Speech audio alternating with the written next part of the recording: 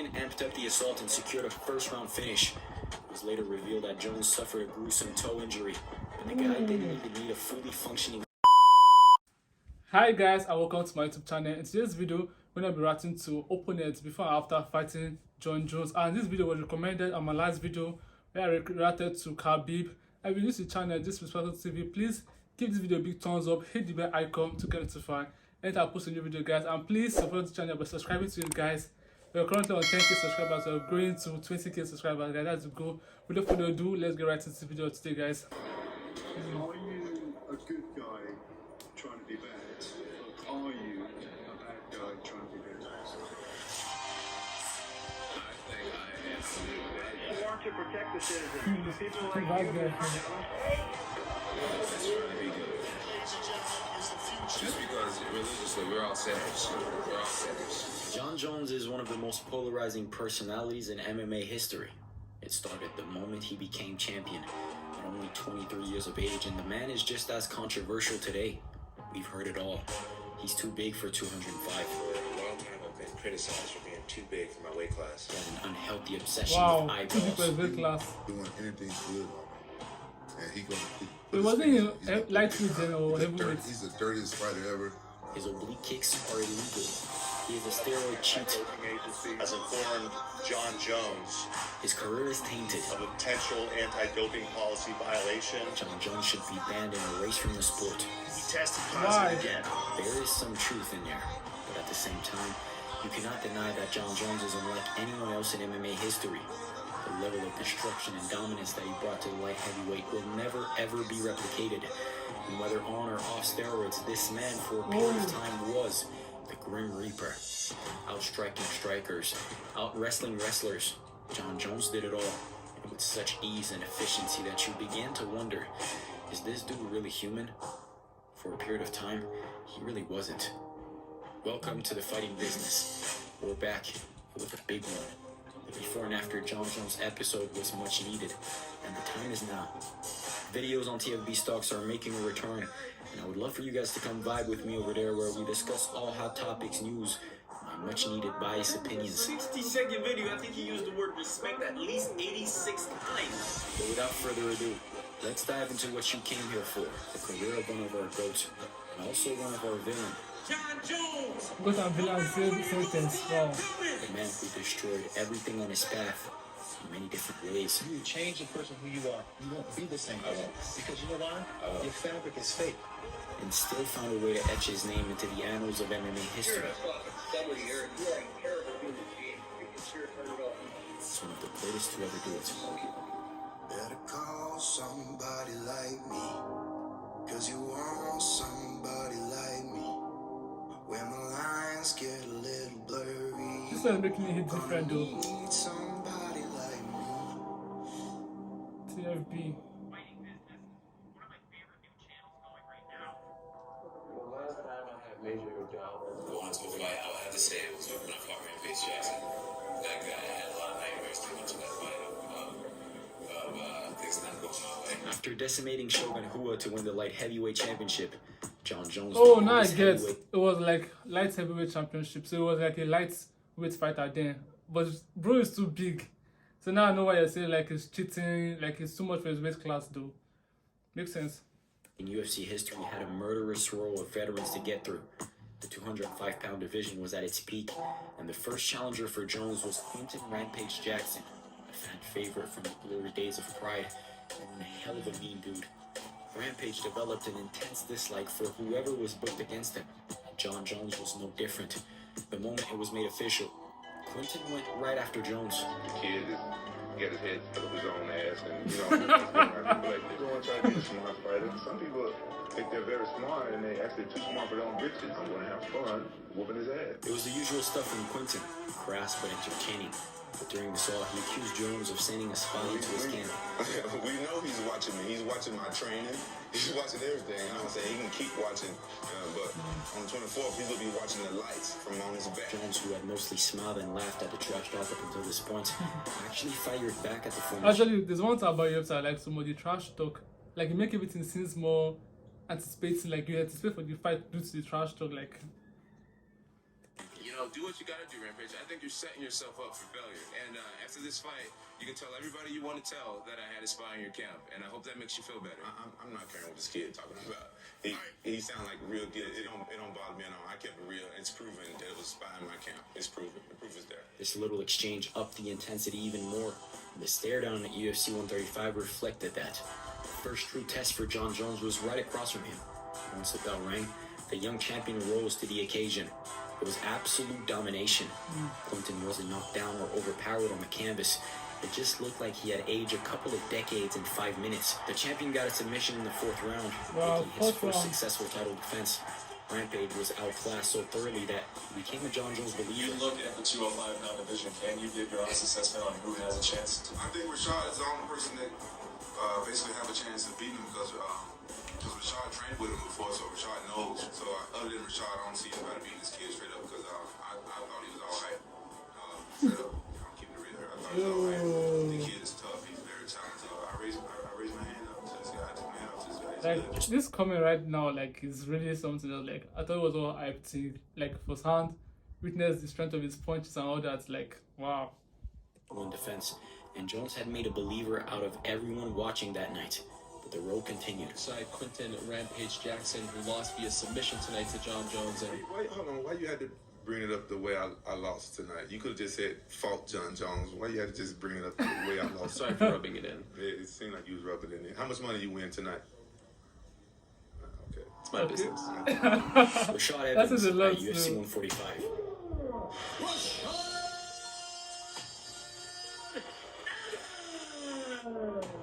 After his victory at UFC 135, Jones defended the title against the Dragon Lyoto Machida and choked him unconscious to notch the 2nd defense.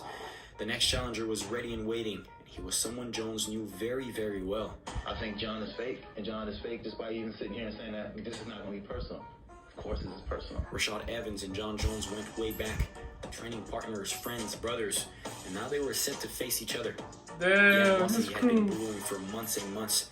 Jones, with 2 title defenses, was supremely confident, but Rashad, his old buddy, made it personal. You're fake. Tell me I'm not fake, Rashad. I'm not going to get into that right here, but you know I know. I hope you never fall, but you will. Throughout the build-up, Rashad labeled Jon Jones as a fake individual, and fans rallied behind the former champion. Many felt that Jones and Jackson Wink had stabbed Rashad in the back, and for once, it looked like Jones had finally met his match. He don't forget the look in my face when I went and get off and when I was beating practice. He don't forget that. He don't forget that. Rashad Evans had gotten the best of Jones during the training session, and the majority of UFC fans were hoping that Sugar would do so again. You need to be humble. And I think it's something that people in America could learn from. No, you need to be Like humble. this statement, you need to be humble. Like to me, Jon Jones is very humble. Like I've not seen him trash talk any of his opponent after his victory. Like, he's always calm though. Like I've not seen him. Yeah, I don't know if he has, but I've not seen like trash talk his opponent after victory. So what is he saying? The man is humble to me. You're just a drop. I can try, bro. I'm not a drop. Okay. Friends turned bitter rivals met at the main event of UFC 145, and in some ways, it was the passing of the torch. While nowhere near as dominant as Jon Jones, Rashad was regarded by many as damn near unbeatable. But Jones did to him what he did to everyone else. It made him look like he did not belong in the octagon that night. Despite landing a monstrous overhand right early on, Rashad was on the back foot, unable to maintain a consistent output or take Jones down. After the loss, Rashad Evans was gracious in defeat. He gave Jon Jones his deserved props. He was able to keep me from doing what I'm doing. Wow, his eye looked like he has been crying a lot. So I give him the respect and he's a champion. With the fight in the history books, Jones and Rashad buried the hatchet and went back to being buddies. So there was a happy ending to all of this. 4 championship fights, and Jones had obliterated the golden era of light heavyweights, but he still had a lot more Light to do. heavyweight. The Oh, generation was I waiting. get.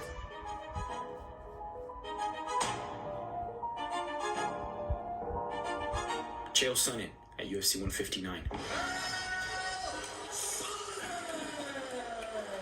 You cannot call yourself a GOAT contender unless you have shared the octagon with the undefeated, undisputed Chael Sonnen. Jon Jones was granted this honor at UFC 159, probably forced by the UFC, because Jones had ducked the great one at UFC 151. And Dana calls me and says, hey, you want to fight Jon Jones? I said, Dana, I'll fly to Vegas and fight Jon Jones tonight. Boom, I got the fight. So Jon Jones refuses the fight. And he refused it because I was a southpaw for one, which is not what he was preparing for. But two, he thought that I knew about this for a period of time because Dan and I were teammates. He thought Dan and I put this plan together. UFC 151 was the first canceled event in the history of the company, and the blame was placed entirely on Jon Jones. Jon Jones said, I'm not fighting Chael Sonnen with 8 days' notice. Again, something that's never happened in UFC history. A guy who's a world champion and considered one of the pound-for-pound best turns down a fight. Sonnen got what he needed and catapulted himself into a light heavyweight title shot. Real talk, Chael Sonnen did not deserve it. The most dangerous man in the history of time before time was even created. I got the arms, the charm, and I'm bringing the harm, and we're coming to Newark on 4/27 at 7 p.m., 10 in the East End, only on paper. Okay, that's really good. The champion was outright dismissive of the new challenger, believing that Sonnen had talked his way into another championship fight. They worked season 17 of The Ultimate Fighter as opposing coaches, and even became decent friends. You know what? Chael's not too bad. I've gotten to know the guy, and he's not too bad, but that's not going to stop me doing what I got to do to him in April. This newfound friendship did not deter Jones from doing what he was supposed to do. The moment the fight was on, Jones advanced forward, secured a clinch, and ragdolled the most competent wrestler at middleweight. Chael offered no resistance, and towards the end of the fight, the champion amped up the assault and secured a first-round finish. It was later revealed that Jones suffered a gruesome toe injury, but the guy didn't even need a fully functioning foot to get the victory. In the post-fight interview, Sonnen hinted at retirement, and the look on his face said it all. I'm not going to be one of the guys to hang around. If there's not a road to the title, then this sport isn't for me. I believe that was probably my last opportunity. It was another scary performance from Jon Jones where he beat his opponent at his own game.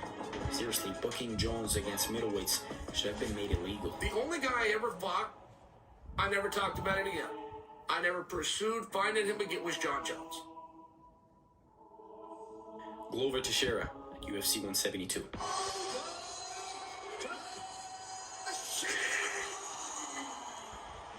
During the first half of his title reign, common criticism against Jones was that he fought battle-weary fighters from the older generation. From 2013, Jones was finally up against a new crop of athletes. His championship defense against Alexander Gustaffson was the toughest fight of his career. He showed a lot of heart in that fight. He had to come back and show the heart of a champion and all the things we talk about. He had to actually come back and win a fight that he was losing in that fourth round. For him to come back and do it was pretty special to me. The next guy in line was Glover Teixeira. In 2013, Glover Teixeira was absolutely terrifying. He came into the UFC a little late, but he came in riding a 25-win streak, with 16 of those coming in the first round. After the grueling Gustaffson fight, many expected Jones to be in for another rough night, including Glover himself. But I don't really worry about him. In my mind, man, he have to worry about what I'm gonna do with him, you know. And I mean, he's the champion, but hey, I believe in my skills. I believe that April 26th, and knock this guy out. Coming off a somewhat controversial victory over Gustaffson, Jones had quite a bit to prove. He did. The champion did not display an ounce of fear as he stood right in front of the heavy-handed Brazilian and styled all over him. In the clinch, Glover was manhandled. He could not get a rhythm going. What did you expect from Glover? Doesn't tend to be the most versatile. We saw a lot of the things that he was going to look for, and sure enough, it happened that way. His dominant title defense catapulted Jones into the GOAT conversation. He had defended the title 7 times now, and his systematic destruction of Glover was further proof that he was someone very, very special. He just seems to be, he was the youngest light heavyweight champion ever, but he's becoming a man right in front of everybody. He's growing up in and outside of the octagon, and I thought he never looked better than he did tonight. Glover later said that the shoulder crank in the first round wore him down and handicapped his work in the clinch. He was disappointed with the result of the fight, but as we all know, Glover became the oldest UFC champion 7 years later. He was one of the very few who did not fall off a cliff after a fight with Jon Jones, and that is saying something. Daniel Cormier at UFC 182.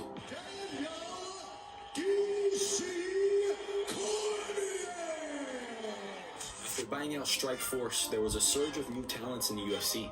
Lightweights, welterweights, middleweights all migrated to the UFC. But out of all these fighters, Daniel Cormier was the guy to watch. Former Olympian and Strikeforce heavyweight champion, DC competed 2 times in the UFC heavyweight division, then came down to 205 and immediately called out Jon Jones. Jon Jones! Can't run away from me forever. I'm the king of the wrestling tournament. That is always in your bracket. Jon Jones versus DC was a fight for the ages. There were 2 of the most skilled fighters in the sport, and they absolutely detested one another. Believe it or not, it was kind of cordial once upon a time. Jon initially walked up in the back. You know, we shook hands. I introduced him to Selena. But then the brawl happened. Yeah, personal. But he didn't have to touch me. I wasn't there to be touched. I was there to do it. It was for a photo opportunity, and Jon just actually took it too far. That did it. DC and Jones were rivals for life, and the match at UFC 182 was the most important fight of Jones' career. The build-up was vile and nasty. I wish they would let me that door so I can spit in your fucking face. With death threats. You know I would absolutely kill you if you ever did something like that. You could never kill me. Oh, I bet you I could. Trash talks and a whole lot of pent-up aggression. Wow. And by the time these 2 made it to UFC 182, the championship bout was the most anticipated light heavyweight showdown in recent memory. When we get into that case, Jon Jones is going to walk there with his title. I'm going to start pulling at that man's title. Jon will open his hands, let his grip go, and say, Daniel, take it. This is too hard. I don't want to deal with it. I'm going to push that man to a place that he's never been in his entire life. The moment Hurricane called for action, DC and Jones met in the middle, and neither backed off during the first few rounds. In the 4th, the champion pressed the advantage and started landing one takedown after the next. Cormier was visibly rattled, and by the sound of the final bell, Jones had conquered his biggest test, out-wrestled an Olympic athlete, and held him down with a hand on his head. The picture says it all, and in hindsight, this was the absolute peak of Jon Jones. Cormier was emotional in the post-fight interview and gave credit to Jones. You know I lost, and Jon won. That's pretty much all it boils down to. This is not gonna ruin me one way or the other. I'm gonna stand across the cage from that man again. As complimentary as he was, DC hoped for a rematch in the future, but most MMA fans just laughed at that idea, because with the victory, Jones had pretty much transcended the sport. There was just no stopping him. At just 27 years of age, Jon Jones looked to be the best fighter we had ever witnessed. The Jones who showed up at 182 was freaky and otherworldly, and this was to be just the beginning. 27 years old after all. But unfortunately, Jon Jones was tested out of competition. When he was tested, he tested positive for cocaine. The investigation of the Jon Jones show. Accident News reporter Aaron Hill spoke to the pregnant woman who was in the car. Jones was accused of hitting. I kind of freaked out and I was more upset, that he couldn't at least say and he said, I'm sorry or something. I thought, man, I'm done. His history dictates and determines that the same thing's going to happen. That is his character. That is him at his core. He will not change. He's the same guy. He's rotten at his core, and he'll continue. Despite a comprehensive win at UFC 182, Jon Jones still had to contend with Daniel Cormier. It continued over the next few years. In Jones' absence, DC had captured the light heavyweight title, and while he accomplished a few defenses, he was always in the shadow of the only man to beat him. Upon Jones' return to the UFC, the rematch between him and Cormier was booked for UFC 197, but that didn't happen. The fight was then scheduled for the historic UFC 200. What's up, everybody? Good afternoon! The biggest, baddest fight card in UFC history, UFC 200! But Jones failed a drug test, and part 2 was sidelined yet again.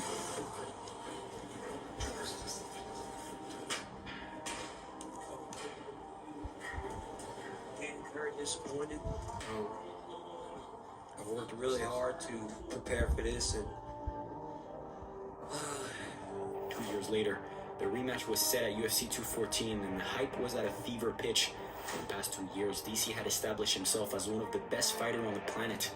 It was the same story between the two, just one press conference, and the 2 bitter rivals were at each other's throats. is this guy gonna mess this up again by doing steroids or snorting cocaine or sandblasting prostitutes? What's this guy gonna do?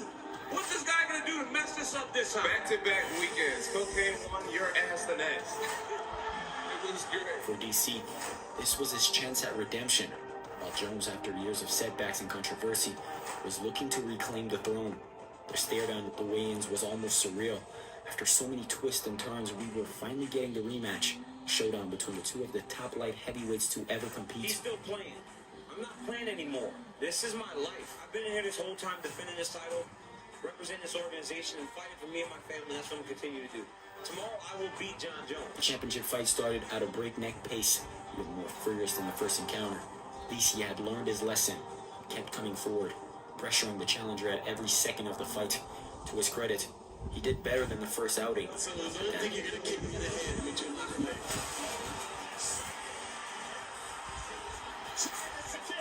Yep, like that feels right there. The face of realization, like, okay, this is out of my league.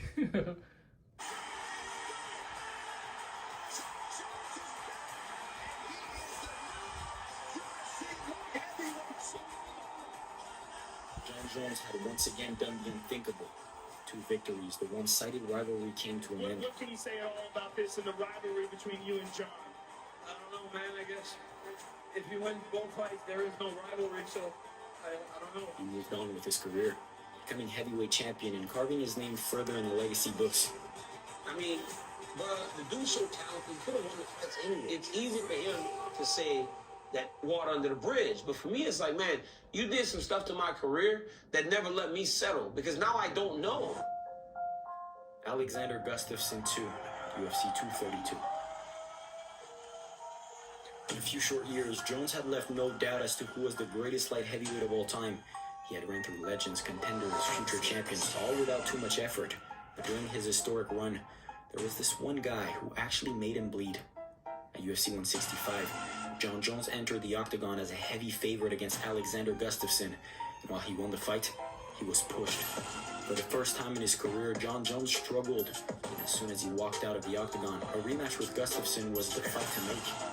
The rematch had been lost for many years. I remember seeing this fight. This fight actually drew a lot of attention, and most of in the comment section of this fight, most people were like, okay, others won the fight.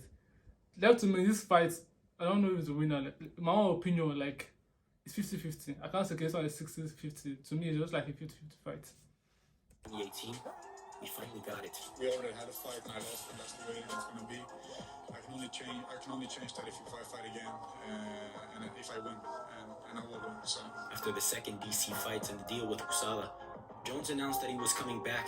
DC, then champion, vacated the light heavyweight belt, and the bout at UFC 232 was for the undisputed title. Part 2 of the greatest light heavyweight title fight was upon us, but it was also caked in controversy. Jon Jones tested positive for picogram. Nevada wouldn't sanction the fight, so the entire event was moved to California. Jon Jones, he has had 8 drug tests in 6 months. He just popped for a metabolite. There's no evidence of any readmission. It likely came before the last one, July 2017, and 0 evidence that it's performance enhancing. This abrupt change and the lingering controversy led to heightened dislike between Jones and Gustaffson. After this incident, do you have any problems working with them going forward? No, I don't, but what choice do I have? Well, okay. You know, it doesn't matter if it's a rocket fuel or whatever. I'm going to beat him anyway on Saturday night. I'm here to fight. That's it. I'm here to fight. Nothing else. You say the same shit every interview. I'm in the best shape of my life. You're not, Joe. I'm in the best shape of my life. I'm in the best shape of my life. I'm ready. I'm in the best shape of my life. You say the same dry ass shit every fight. And you're not. Shut the fuck up. And you're not. After years of calling for the rematch, Gustaffson finally got what he wanted. The fight I've been wanting for a long time, dreaming about, training for. All this time I've been training and competing for just this fight, so this is it. Coming off another layoff, scrutinized by Usada, and up against his worst matchup, Jones looked beatable. But on fight night, it was another trademark performance.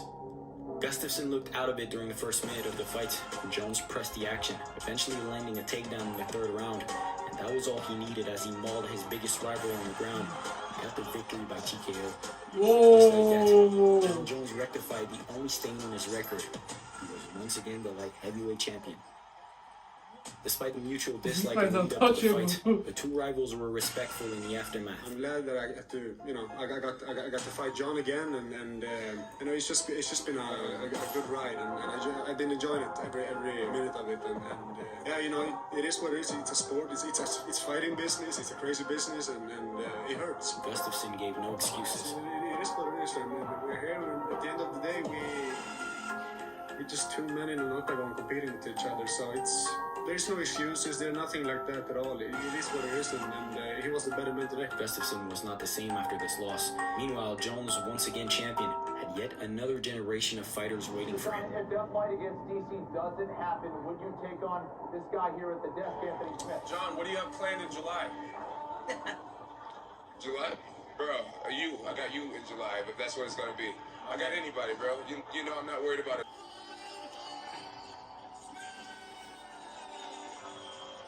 Right after the victory over Alexander Gustaffson, Jones was interviewed by the Fox crew, and Anthony Smith, contender at 205, was a part of the team. Bro, don't use a Fox platform to try to talk your way into a fight. Show me an impressive fight.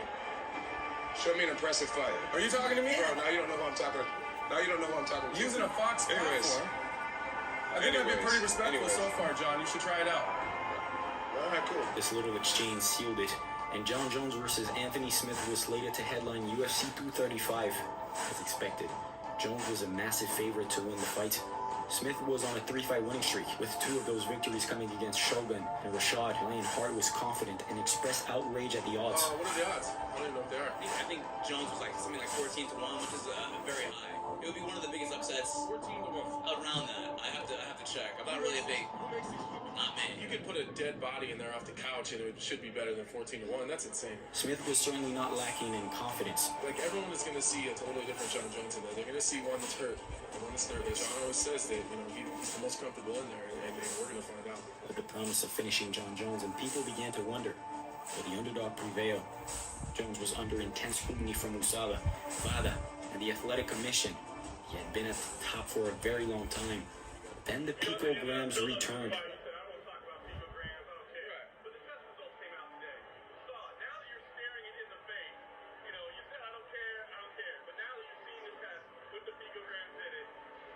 What do you feel now? Does it bother you? Does it feel different? It's expected. Reality? It's expected. Despite the adverse findings, Jones was allowed to fight, and his opponent did not think too much of it. I didn't have any doubt in my mind. For whatever reason, he tends to pulse when he gets close to a fight. You know what I mean? I trust in the Nevada State Athletic Commission. I don't understand the science behind it. It doesn't make any sense to any of us, right? But we're just regular people, so it doesn't make sense to me. But Bob Bennett's been doing this a long time. And I just don't think that he would put me in a position where someone else starts with a head start. You know what I mean? Once again, Jones worked up a cloud of controversy.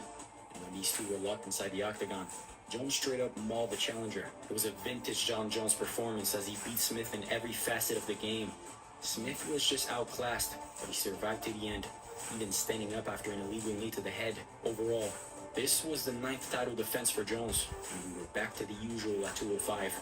With Jones at the top and dominating everyone with ease. Smith showed up to the post-fight press conference and was disappointed with the performance, much like everyone else before him. Smith complimented Jones for the victory as it was a one-sided assault. For whatever reason, I just didn't pull the triggers. It never happened. I don't know what happened. But it sucks. I said I needed to force Jon Jones to fight me, and I didn't do that. He didn't fight me. He never fight me. This man is savage. Like, it's smiling because I know I've beat you, like... Later on, he made some truly unique comments. I'm gonna get roasted online for this, but he's not that good. Like, if you take his individual skill sets and you take them away, each one of those things are not a problem. It's when you put them together and he puts it into the full package, it's the problem. Barely fighting once per year and still dominating. Jones had not lost a step. The light heavyweight division was once again at his mercy. Or so we thought. After the destruction of Anthony Smith and another title defense, MMA fans and experts predicted another decade of dominance from Jon Jones. He was only 32 years of age. His next fight was against Thiago Santos, a former middleweight, and he knew where this was going. But at UFC 239, something peculiar happened. Jones won the fight, but by a split decision. Jon, massive congratulations on another defense of your title. Given how tough you said the fight was, what does this one mean to you? Oh, it means a lot, extremely humbling victory. A split decision over a former middleweight. Something was wrong here. Maybe the champion had an off night, but the regression continued in the next fight. UFC 247 was headlined by Jon Jones versus Dominic Reyes. The relatively inexperienced contender pushed Jones to his utmost limit. The decision was read in favor of Jones, and fans were irate.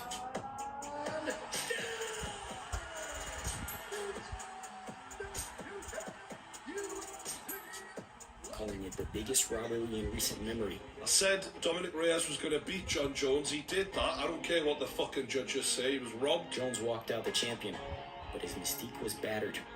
You couldn't help but wonder, was he finally slowing down? After UFC 247, Jones went on a hiatus. He vacated his light heavyweight championship and refused to fight again unless the UFC presented him with a better contract. Once considered by nearly everyone as the best fighter on the planet, Jon Jones became a laughingstock in the MMA world. Dana White was in no hurry to bring him back. Do whatever he wants to do. He can sit out, he can fight, he can whatever, you know. In one of his tweets, he was saying that I tarnished his. I tarnished you? You've done a very good job of tarnishing you. Light heavyweight division moved on, and suddenly, nobody cared. I was really like waiting to see his fight with the guy on the heavyweight. Like, I want to see how the combat would be like. And well, I guess I'm just going to search on YouTube and see that fight myself. The man had a really good career. Like, the only downside to his career is the coming out positive for the drug test. But apart from that, I think he's really a good and impressive fighter. Yeah, and I was really anticipating to see like Jon Jones and Francis Ngannou. Like, come on, man, that fight would be like really awesome, guys. Thank you guys for watching to this time. If you're new here, this is Principal TV. Please give this video a big thumbs up. Hit the bell icon to get notified anytime I post a new video, guys. And please support this channel as well as subscribing to it. Thank you for watching this video and see you on my next video, guys. Bye.